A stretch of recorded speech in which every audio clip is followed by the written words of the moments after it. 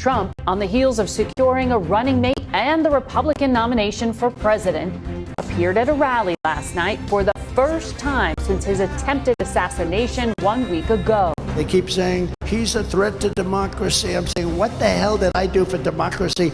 Last week I took a bullet for democracy. The former president argued it's actually the Democrats who are preparing to thwart the will of the voters. At this very moment, Democrat Party bosses are frantically trying to overthrow the results of their own party's primaries to dump crooked Joe Biden from the ballot. Meanwhile, the calls for Mr. Biden to abandon his re-election bid continue to multiply, with just weeks to spare before his party's convention. Hey, hey! Ho, ho! Thank you, Joe. It's time to go. Plus, what more could the Secret Service have done to stop the attempt on Trump's life?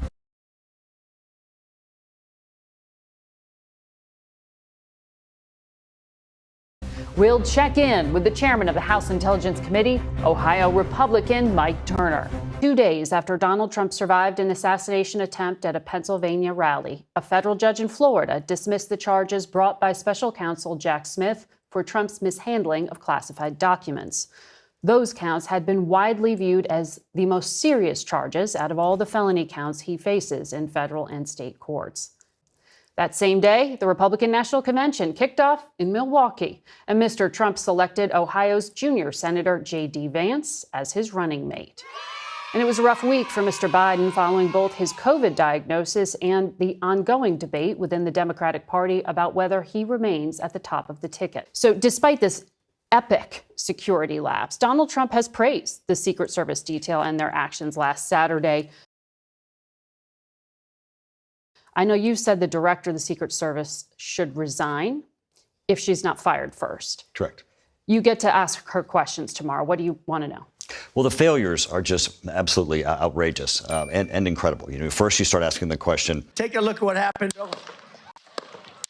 is this a failure of resources? Is this a failure of protocols or a failure of management? It appears that now we know that it's all three, that people on the ground at Trump's campaign who were involved with security had asked for additional resources. They had identified that there were gaps.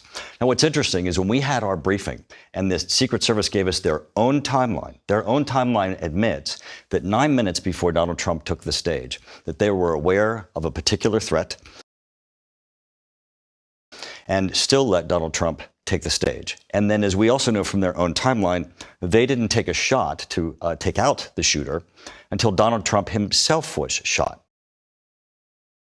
And what you see from this is that, you know, obviously, thank God Donald Trump is alive. And as he's alive, we look at this as incompetence. But if he had been killed, they would be culpable. Every aspect of their failure leads right to giving an opportunity to shoot Donald Trump. And that is going to be the major issue. How did this happen? And of course, she needs to be fired. President Biden should fire her. She's clearly not going to resign. But her failures are incredibly well known throughout the organization. And even as we look at that day, they were very, very basic failures. What we're hearing from the reports and requests for additional resources that they went to the top of the organization. Clearly, she was the one responsible for ensuring the safety of Donald Trump and Joe Biden. And what we see here, these failures are so extreme that you know. The Secret Service, which had initially denied that they had turned down requests, now says that there were some specific units or resources that were not provided. This was so obvious. A superior position, their footprint was insufficient, their communication structure was insufficient.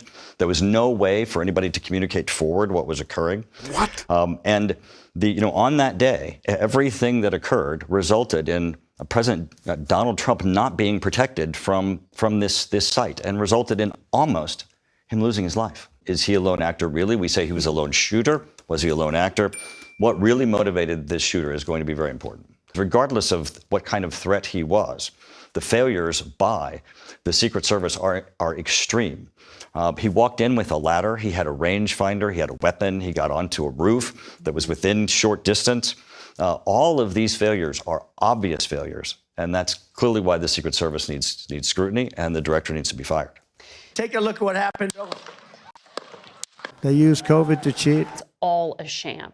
Details of the election rigging are beginning to emerge from all around the country. The media, you have been lying to the American people long enough. I don't necessarily buy the premise there, Margaret.